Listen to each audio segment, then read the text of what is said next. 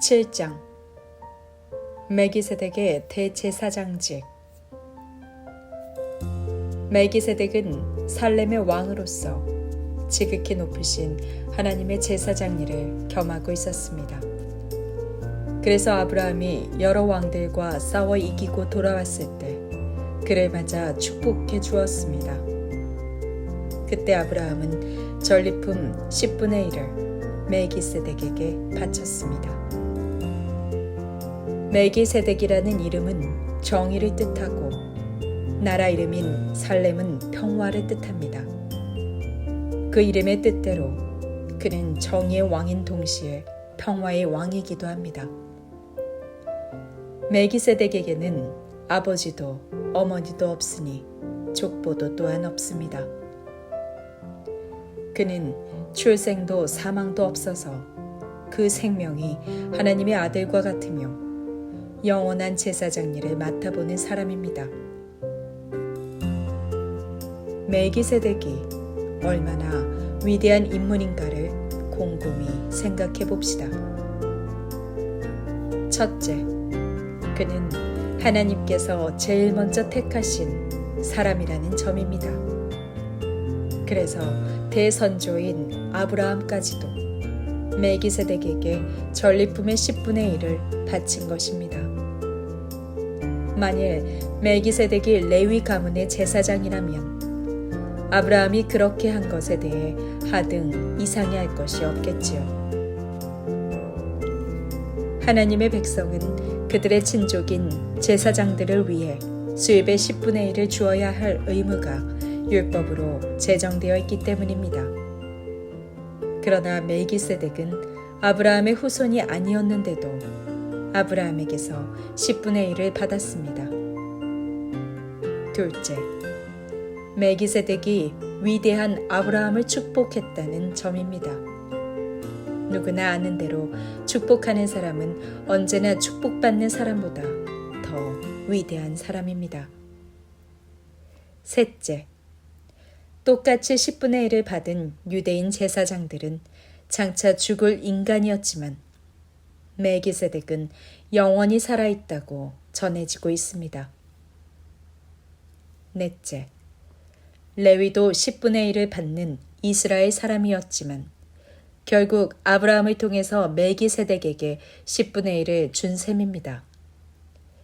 레위가 아직 태어나기도 전에 멜기세덱에게 10분의 1을 준 아브라함이 그의 조상이기 때문입니다.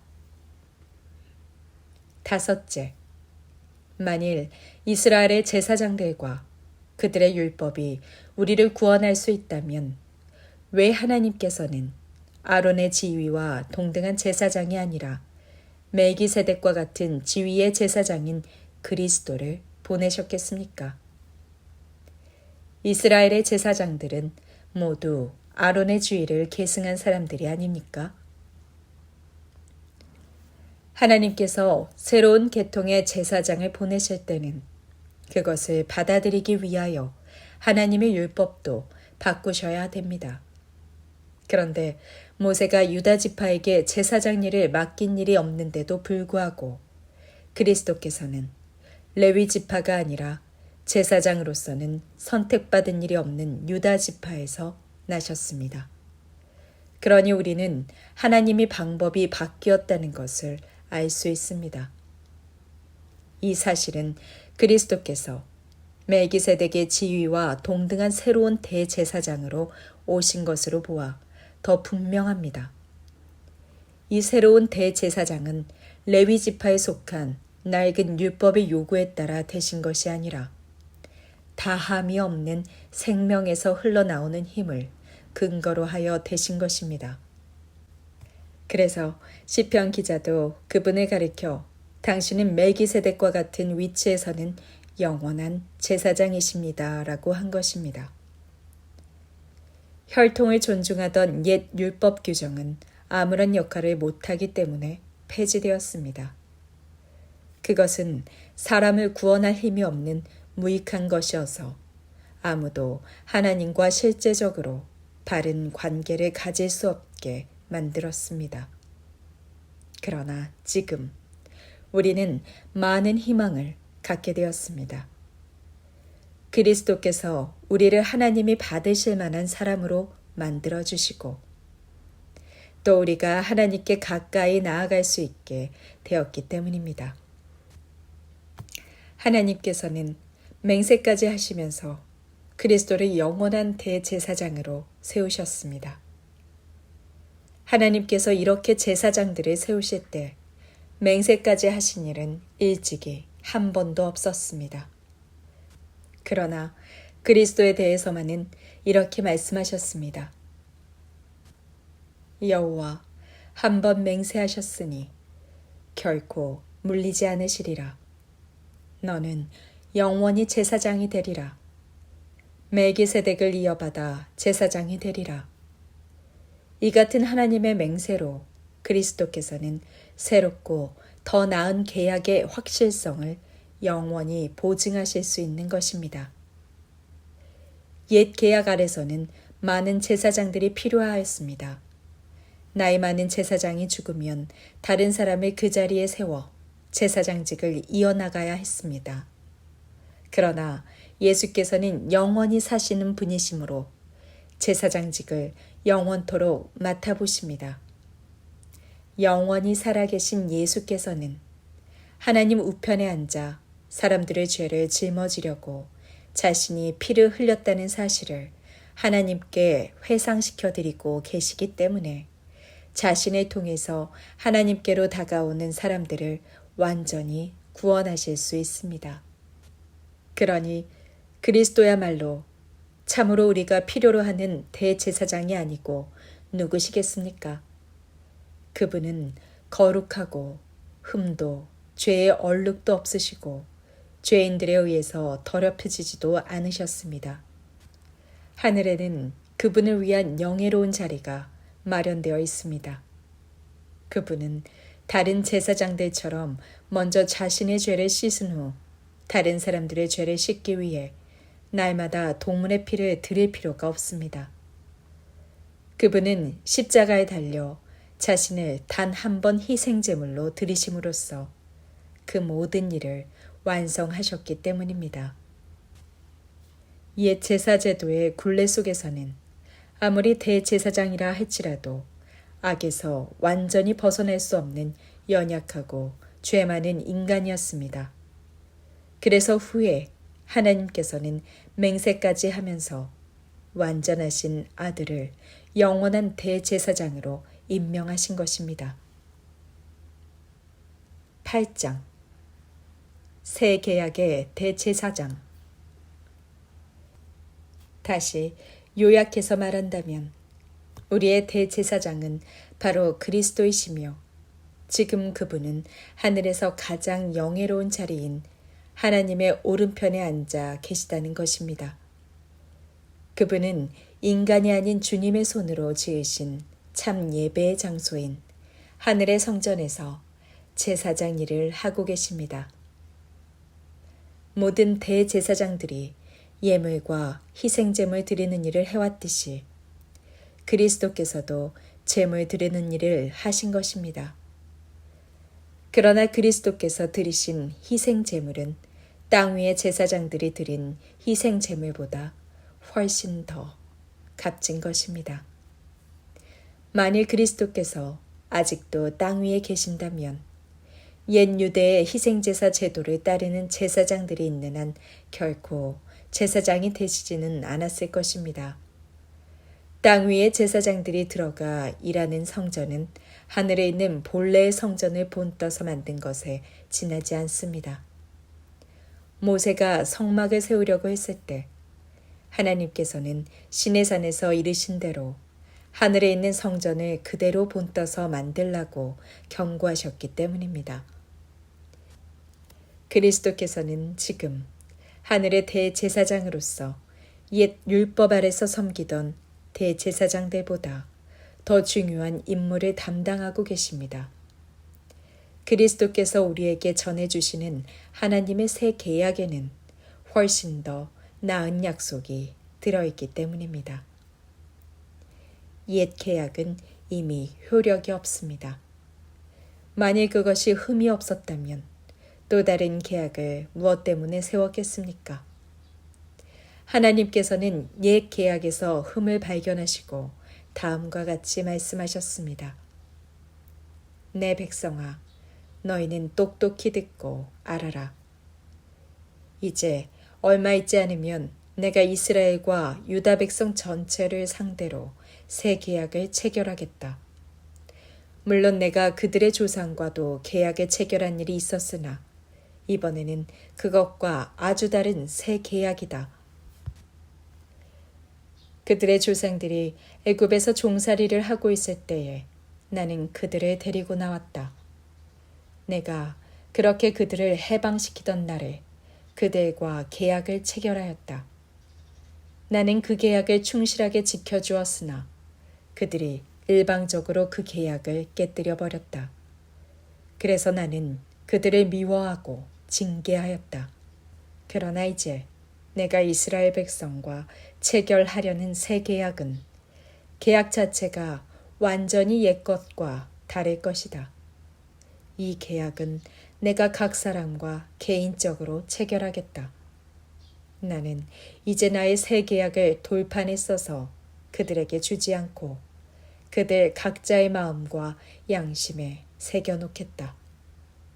나는 이렇게 내 법을 그들의 가슴 속에 새겨놓고 그들의 부드러운 살과 피 속에 넣어주어 나는 그들의 하나님이 되고 그들은 나의 백성이 되도록 하겠다. 그러면 아무도 다른 사람을 훈계할 필요가 없고 아무런 자기 형제에게 주님을 알고 두려워하라고 말하지 않을 것이다.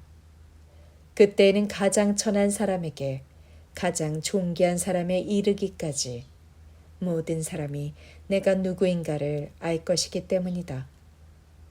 이렇게 모든 사람이 나를 알 때가 오면 나도 모든 인간의 불순종과 반역을 용서하고 더 이상 인간의 악행과 허물을 기억하지 않을 것이다. 이것은 내가 온 세상의 주인으로서 하는 말이다. 이처럼 하나님께서 우리 조상들에게 주셨던 옛 계약을 새 계약으로 바꾸시면서 이렇게 새로운 약속을 하셨습니다. 따라서 이제 옛 계약은 전혀 필요하지 않은 것입니다. 그것은 단지 구시대의 유물일 뿐입니다. 9장 땅 위의 성전과 하늘의 성전. 맨 처음 하나님과 그분의 백성 사이에 맺어진 계약에도 물론 예배 규정과 예배 장소에 대한 약속이 있었습니다. 말하자면 그 천막 안에는 구분된 2개의 방이 있고 그 첫 번째 방에는 금등잔과 진설병을 얹어놓은 상을 두었습니다. 이곳을 성소라고 불렀습니다. 그리고 성소 안쪽 휘장으로 가려놓은 방을 지성소라고 해서 금향단과 순금으로 전체를 입힌 계약궤를 두었습니다. 그 궤 안에는 십계명을 기록한 2장의 돌판과 만나를 넣은 금 항아리와 싹이 돋은 아론의 지팡이가 들어있었습니다. 이 상자 위에는 구룹이라 불리는 하나님의 영광을 수호하는 천사들의 형상이 큰 날개를 펴서 그 황금궤의 뚜껑을 덮고 있는 모습이 새겨져 있었습니다. 이 뚜껑을 속죄판이라 불렀습니다. 그러나 이제 더 이상 자세하게 설명할 필요는 없을 것입니다. 이 상과 같은 것이 갖추어진 성막 안에서 제사장들은 필요할 때마다 첫 번째 방을 드나들며 그들의 직무를 수행하였습니다. 그러나 그 안쪽에 있는 방에는 대제사장만이 1년에 단 한 번, 그것도 혼자서만 들어갈 수 있었습니다. 그때 그는 모든 백성의 죄는 물론 자신의 허물과 죄를 용서받기 위한 제물의 피를 가지고 들어가 뿌렸습니다. 성령께서 이를 통하여 우리에게 가르쳐 주시려 하는 것은 옛 제도 아래서는 첫 번째 방이나 또 거기에 따르는 여러 제도가 있는 한 일반 사람들은 지성소에 들어갈 수 없다고 하는 것입니다. 이것은 오늘날 우리에게 중요한 교훈이 되고 있습니다. 왜냐하면 옛 제도 아래서는 아무리 예물과 희생 제물을 드려도 그것을 바치는 사람들의 마음까지 정결하게 할 수는 없었기 때문입니다. 다시 말해서 옛 제도는 먹고 마시는 음식과 몸을 씻는 데 대한 이런저런 규칙을 정해놓은 일정한 의식의 약속에 지나지 않았습니다. 그래도 사람들은 그리스도께서 하나님의 새롭고 더 나은 길을 가지고 오실 때까지 그 규칙에 얽매여 살았습니다. 그러나 그리스도께서 이제 우리가 가진 이 더 나은 제도의 대제사장으로 오셨습니다. 그리고 사람의 손으로 지은 것이 아닌, 다시 말하면 이 세상에 속하지 않은 하늘의 더 위대하고 완전한 성전으로 들어가셨습니다. 그리스도께서는 단 한 번 안쪽에 있는 지성소에 들어가 피를 뿌리셨습니다. 그 피는 염소나 송아지의 피가 아닙니다. 그리스도께서는 자신의 피를 흘리셔서 그 피로 몸소 우리에게 영원한 구원을 보증해 주신 것입니다. 만일 옛 제도 아래서 황소나 염소의 피와 암송아지의 제가 사람들의 몸을 죄악에서 씻어낼 수 있었다면 하물며 그리스도의 피가 우리의 마음과 생활을 변화시킨다는 것은 더욱 확실한 일이 아니겠습니까? 그리스도의 희생은 옛 율법에 얽매여 있는 고통에서 우리를 해방시켜 기쁜 마음으로 살아계신 하나님을 섬기도록 만들어 주십니다. 그것은 영원히 살아계시는 성령의 도우심으로 티끌만한 죄도 흠도 없으신 그리스도께서 기꺼이 하나님께 자신의 몸을 드려 우리 죄를 대신해서 죽으신 덕분입니다. 그리스도께서는 이처럼 새로운 계약을 가지고 오셨습니다. 그리고 옛 제도 아래서 범한 죄의 형벌에서 인간을 구원하려고 죽으셨기 때문에 그분에게 초청받은 사람들은 모두 하나님께서 약속하신 놀라운 복을 영원히 받을 수 있게 될 것입니다. 만일 어떤 사람이 재산 상속인을 정해놓은 유언장을 남겼다고 합시다. 그러나 그 재산은 유언장을 남긴 사람이 죽은 것이 증명될 때까지는 아무도 손댈 수가 없습니다. 유언은 유언한 사람이 죽은 후에 비로소 효력을 발생하기 때문입니다. 그 사람이 살아있는 동안에는 아무리 그 재산이 상속인에게 약속된 것이라 하더라도 쓸 수 없습니다.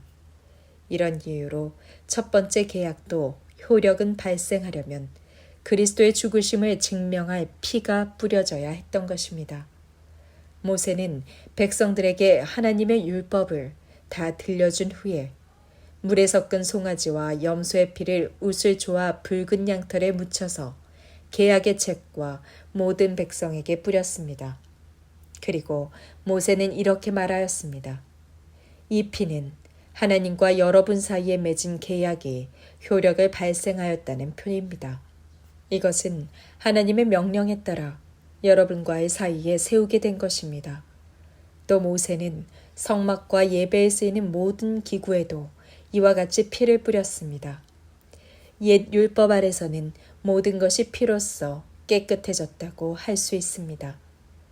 피 흘림이 없이는 죄를 용서받을 수 없기 때문입니다. 그리스도의 희생을 통한 속죄. 하늘에 있는 것을 본떠서 만든 땅 위의 성막과 그 안에 있는 모든 것은 이와 같이 모세가 짐승의 피를 뿌려서라도 정결하게 만들어야만 되었습니다. 그러나 그 원형인 하늘에 있는 것들을 정결케 하려면 훨씬 더 나은 희생제물이 필요한 것입니다. 그리스도께서는 하늘에 있는 참 성전을 본떠서 지은 땅 위에 있는 성소에 들어가신 것이 아닙니다. 바로 하늘의 성소에 들어가셔서 지금은 우리의 친구로서 하나님 앞에 계십니다. 그리고 그리스도께서는 땅 위의 대제사장이 해마다 정한 날에 짐승의 피를 가지고 지성소에 들어가 뿌린 것처럼 자신의 몸을 해마다 희생제물로 드릴 필요가 없습니다. 만일 그래야 한다면 세상이 시작되던 때부터 몇 번이고 거듭 죽으셔야 했을 테지만 절대 그렇지가 않습니다. 그리스도께서는 이 시대의 끝날에 죽음으로 죄의 세력을 영원히 제거하시려고 단 한 번 이 세상에 오신 것입니다. 마치 인간들이 한 번 죽은 뒤에 심판을 받게 되어 있는 것처럼 그리스도께서도 많은 사람들의 죄를 제거하시기 위하여 자기 몸을 들여 한 번 죽으신 것입니다. 그리고 그리스도께서 다시 오실 때에는 우리의 죄 때문에 다시 희생제물이 되는 게 아니라 그리스도를 간절히 기다리는 사람들에게 구원을 주실 것입니다. 10장 율법은 장차 그리스도께서 우리에게 보여주실 그 좋은 것들을 어렴풋이 보여주는 그림자에 지나지 않을 뿐 실체는 아닙니다. 그래서 옛 제도에 따라 희생제물을 해마다 반복해서 드렸지만 사람들은 결코 구원받지 못하였습니다. 만일 거기에 구원할 능력이 있었다면 단 한 번의 희생제물로도 충분해야 할 것이고 예배드리는 사람들도 그것으로 정결해져서 죄짓고자 하는 마음이 사라져야 마땅합니다. 그러나 사실은 그와 반대였습니다. 해마다 드리는 희생제사는 그들의 마음을 순화시키기는커녕 도리어 불순종과 죄를 되새기게 하였으니 황소와 염소의 피로는 실제로 죄를 제거할 수는 없는 것입니다.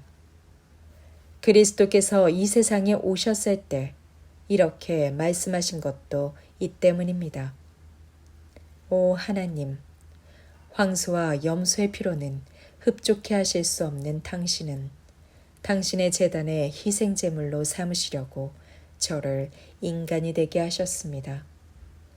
죄를 용서받고자 당신 앞에 죽여 태운 희생제물도 당신의 마음을 흡족하게 해드릴 수는 없었습니다. 그래서 나는 보십시오. 성경에 기록된 대로 제가 당신의 뜻을 이루려고 목숨을 버리기 위해 왔습니다. 하고 말씀드린 것입니다. 그리스도께서는 옛 제도가 요구하는 여러 가지 희생제물로는 하나님을 흡족하게 해드리지 못한다는 것을 말씀하신 후에 나는 내 목숨을 버리기 위해 왔습니다. 라고 덧붙여 말씀하셨습니다. 그리스도께서는 훨씬 더 나은 제도를 세우시려고 첫 번째 제도를 폐지하셨습니다. 그리고 이 새로운 계획 아래 우리를 위해 단 한 번 죽으신 그리스도의 죽음으로 우리는 죄를 용서받아 거룩한 사람이 되었습니다. 옛 계약 아래서는 제사장들이 날마다 제단 앞에 서서 희생제물을 드렸으면서도 결코 우리의 죄를 제거할 수 없었습니다. 그러나 그리스도께서는 언제까지나 유효한 단 한 번의 희생제물로서 자신의 몸을 하나님께 드리고 우리 죄를 용서받으셨습니다. 그러고 나서 그리스도께서는 가장 높은 영예의 자리인 하나님 오른편에 앉으셔서 자신의 원수들이 발 아래 굴복할 그날을 기다리고 계십니다. 그리스도께서는 이 단 한 번의 희생제사로 거룩하게 만든 사람들을 모두 영원히 하나님 앞에서도 완전한 사람으로 만들어 주셨습니다. 성령께서도 이 사실을 증언하여 이렇게 말씀하셨습니다. 이스라엘 사람들이 비록 첫 번째 계약을 어겼을지라도 나는 그들과 새로운 계약을 맺을 것이다. 나는 내 율법을 그들의 마음에 새겨 그들이 언제나 내 뜻을 알 수 있도록 하겠다. 그러고 나서 성령께서는 다시 덧붙여 말씀하셨습니다. 나는 이제 결코 그들의 죄와 잘못을 기억하지 않을 것이다. 이제 죄를 영원히 용서하고 또 기억조차 않겠다고 하셨으므로 앞으로는 죄를 없애려고 희생제물을 드릴 필요가 없습니다. 믿음을 굳세게. 그러므로 사랑하는 형제들이여, 이제 우리는 예수께서 흘려주신 그 피의 덕분으로 하나님이 계시는 지성소에 들어갈 수 있게 되었습니다. 신선하고 새로운 이 생명의 길을 그리스도께서는 그 휘장, 곧 당신의 몸을 찢으심으로써 우리에게 열어주셨습니다. 이 위대한 대제사장께서 하나님의 집을 다스리시니 하나님께서 우리를 받아들이실 것이 틀림없습니다. 우리의 마음은 그리스도의 뿌린 피로 정결함을 얻었고 우리의 몸은 정결한 물로 씻겨졌으니 확신과 진실한 마음을 가지고 함께 하나님 앞으로 나아갑시다.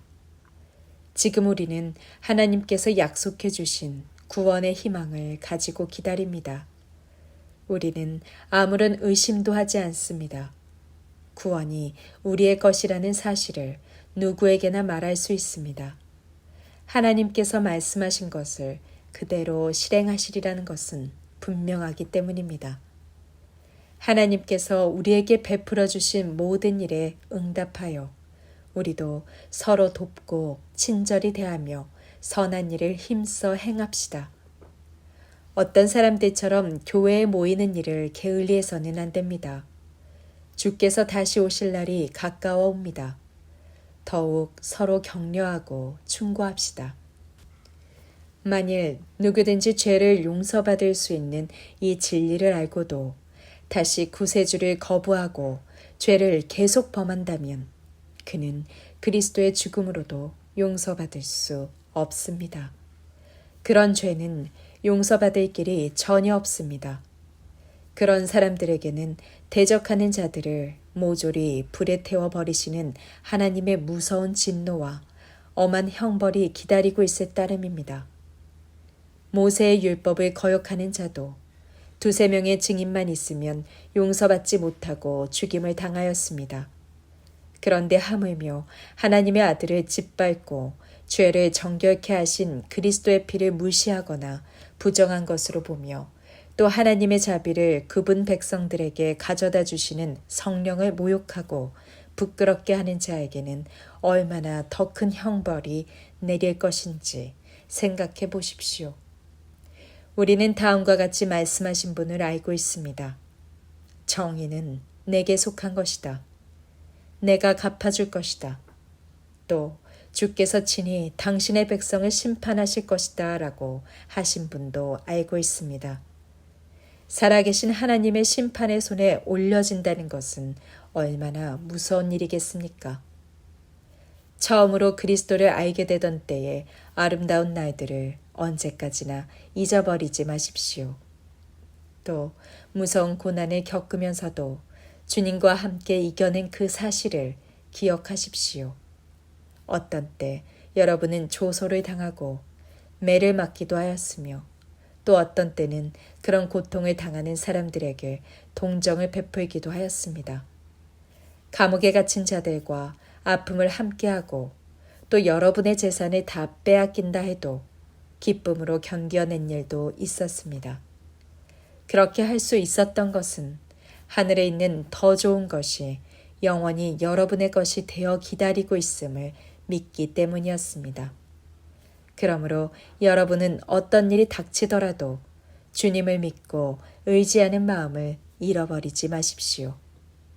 장차 여러분이 받을 보상을 언제나 기억하십시오. 하나님께서 약속해 주신 것을 받고자 한다면 하나님의 뜻에 따르는 인내가 필요합니다. 그러나 그리스도께서 오실 날이 그다지 많이 지체되지는 않을 것입니다. 하나님을 올바로 믿는 사람은 어떤 경우에도 주께 대한 믿음과 신뢰로 살아야 합니다. 그렇지 않고 만일 뒷걸음질쳐 물러서려 한다면 하나님께서 기뻐하시지 않을 것입니다. 우리는 하나님께 등을 돌리거나 비참한 운명에 처해서는 안 됩니다. 그보다는 하나님을 믿는 믿음이 우리를 구원하리라는 확신을 갖고 살아야 합니다.